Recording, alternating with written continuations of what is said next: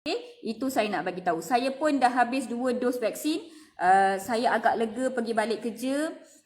Saya masih dekat tempat kerja saya, kami dipantau secara rapi untuk menjaga SOP. Siapa yang terlepas pandang SOP boleh dapat warning letter sebenarnya. Jadi kami sangat-sangat menjaga SOP demi pesakit kami, dan saya juga sangat berhati-hati dengan SOP sebab family members. So family member saya belum fully vaccinated lagi. Jadi saya sangat risau, dan rumah saya ada 2 anak kecil yang belum sesuai untuk divaksin. Jadi saya sangat risau sebenarnya. Okey, kepada yang dah daftar tapi belum dipanggil, saya hanya boleh cakap bersabar dahulu. JKJAV akan menerima vaksin dalam bekalan yang berkala. Jadi terus update kamu punya website dan juga MySejahtera untuk dapatkan update yang segera, dan make sure app kamu tu ada push notification supaya bila ada info baru dia akan keluar ting-ting macam tu. Kalau tak, nanti bila app-app yang kita off push notification dia, macam kalau ada info baru pun nanti dia senyap, nanti takut kita tak perasan. Okay, so alahai, rupanya hero saya tak tidur lagi. Alright, so alright, saya hari ni sebenarnya nak bercakap tentang satu, nombor-nombor, sama ada kamu takut vaksin saja ke tak takut virus. Dan yang kedua, saya nak bercerita tentang long COVID, komplikasi jangka panjang COVID-19. Saya harap another day kalau saya ada masa, saya liaise dengan saya punya admin dan moderator, dan mungkin saya boleh live daripada laptop menggunakan Zoom untuk tunjukkan kepada korang semua apa itu jangkitan jangka panjang ataupun long COVID, apa akan berlaku dalam long COVID. Tapi ingat, orang yang kamu duk pakat takut kadar kematian, alah kadar kematian sikit je, alah kadar kematian 0.0 itu saja. Kau ingat yang sembuh tu keluar semua tak ada komplikasi ke? Yang sembuh tu keluar semua dah menari-nari macam keluar hospital dekat dalam cerita Hindustan ke? Tak. Yang keluar daripada jangkitan COVID-19 pun ramai yang ada komplikasi sebenarnya. Ramai yang semput berpanjangan, lelah berpanjangan, banyak jangkitan jangka panjang. Hari ni pun ada seorang follower yang message tanya pasal mak dia, dah baik, dah sembuh daripada COVID pun masih banyak problem dia sebenarnya. So kepada yang pakat-pakat yang pakat-pakat takut tentang vaksin ni, saya nak kalian semua fikir balik. Kamu tak takut dengan COVID ke? Takut dengan vaksin sahaja ke? Kamu macam takut dengan vaksin polio tapi tak takut dapat polio. Sanggup lumpuh sebab takut sangat dapat komplikasi vaksin polio tu. Saya tak faham. Kamu punyalah takut dengan vaksin MMR tapi sanggup dapat jangkitan rubella. Tak ada masalah. Kamu takut bahu merah sikit sebab sebab vaksin MMR tapi sanggup dapat rash satu badan dengan measles tu, tak ada masalah. Alright. So minta maaf sebab tiba-tiba marah-marah hari ni, sebab saya rasa ramai haters tiba-tiba hari ni. Sebenarnya dekat page Seroti Dr. Mala dan juga dekat profile saya memang block haters tak berhenti-henti tau. Saya rasa dalam block list saya tu dah mungkin kalau tak beratus dah beribu dah kot. Masalahnya dia orang ni patah tumbuh hilang berganti. Sebenarnya anti-vaksin kat Malaysia ni tak ramai pun. Kita tahu kenapa dia orang tak ramai, sebab bila vaksinasi dibuka, dalam 3 jam habis berapa? 168,000 dos semua habis. So kita tahu anti-vaksin dekat Malaysia ni tak banyak. Kalian yang duk risau, duk takut tentang vaksin, masih nak timba ilmu tentang vaksin, korang bukan anti-vaksin. Anti-vaksin dekat Malaysia ni, dia dah ada top fan tau. Dia dah ada name tag dah. Name tag dia bukan dekat bahu tau. Name tag dia ni dekat kepala ni. Dia letak anti-vaksin macam tu nama dia. Dia memang dah declare diri dia anti-vaksin. Mardiana bintu Yaakob, Muhammad Zaki, Omar, dia orang ni semua memang dah pegang takhta anti-vaksin dah. So sebenarnya dia orang ni tak banyak pun, tapi dia orang banyak fake profile. Banyak fake profile. Lepas tu dia dia berlakon macam dia ramai sangat orang sebenarnya. Sebenarnya tak ramai pun. Jadi saya minta maaf kalau saya terlebih-lebih marah hari ni. Gavax tu memang bunyi pin kosong saja. Jadi saya nak ingatkan kalian semua, kalau mak ayah kamu takut untuk ambil vaksin, kamu jadilah role model kepada Mami.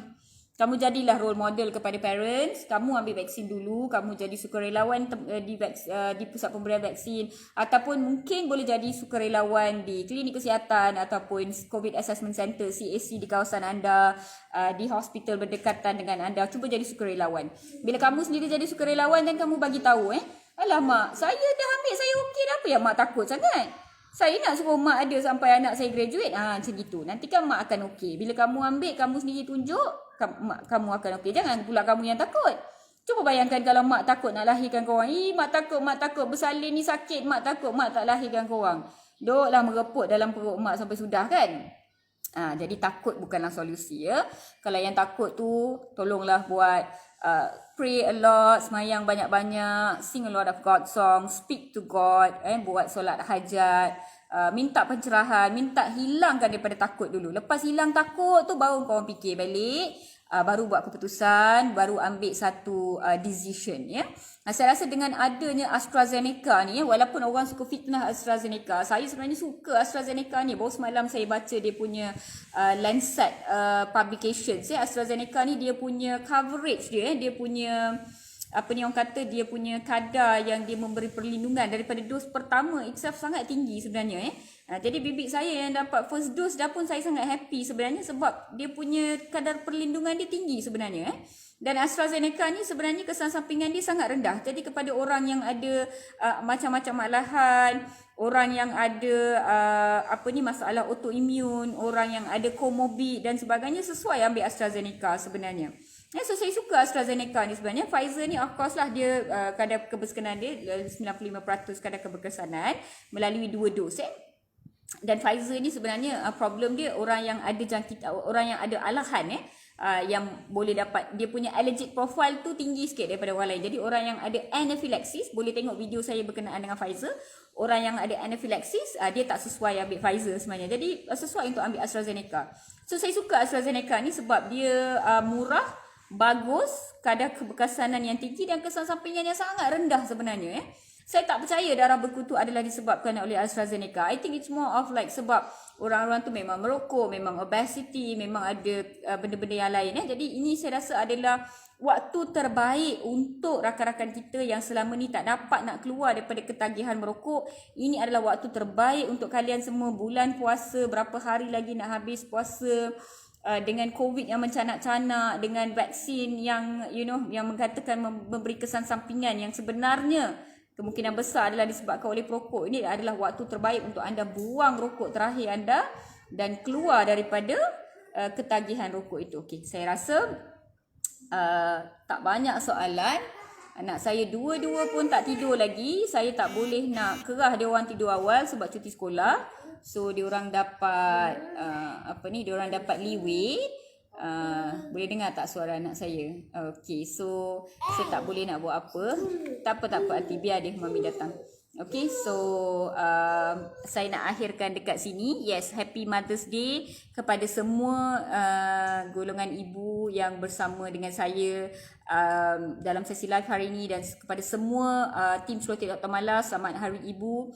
Kepada semua yang dengar video ini secara siaran tertunda pun selamat Hari Ibu juga. Dan saya juga nak ucapkan selamat Hari Ibu kepada semua golongan ayah yang mainkan peranan ibu. So suami saya pun sebenarnya at many times ketika saya bekerja ke apa ke, dia banyak buat tugas sebagai seorang ibu sebenarnya. So saya juga nak ucapkan selamat Hari Ibu kepada semua. Dan saya juga nak ucapkan selamat Hari Ibu kepada semua nenek-nenek di luar sana, all those gorgeous grandmothers out there.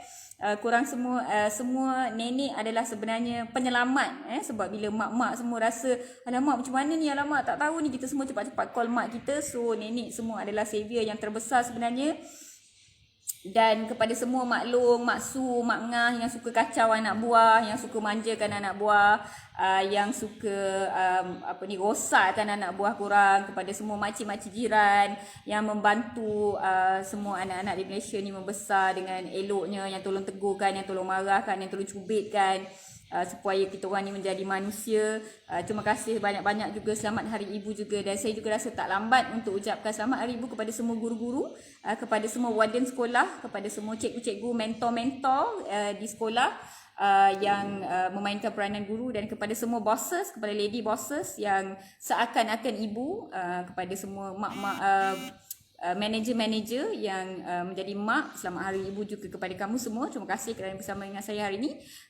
Kepada yang bersama dengan saya sampai ke akhir rancangan, tolong berikan saya satu Happy Mother's Day punya wish ataupun emoji ataupun avatar supaya saya dapat tengok nanti siapa yang bersama dengan saya sehingga ke akhir rancangan. Okay, jadi thank you so much kerana bersama dengan saya. Minta maaf sebab marah sikit tadi, dan kita jaga kita, semoga minggu yang akan datang ini menjadi minggu yang lebih baik, dan selamat Hari Raya kepada semua. Kalau saya tak sempat live sekali lagi sebelum Raya, so mungkin ini live terakhir sebelum Raya. Selamat Hari Raya, maaf zahir batin kepada semua. Bye bye, good night.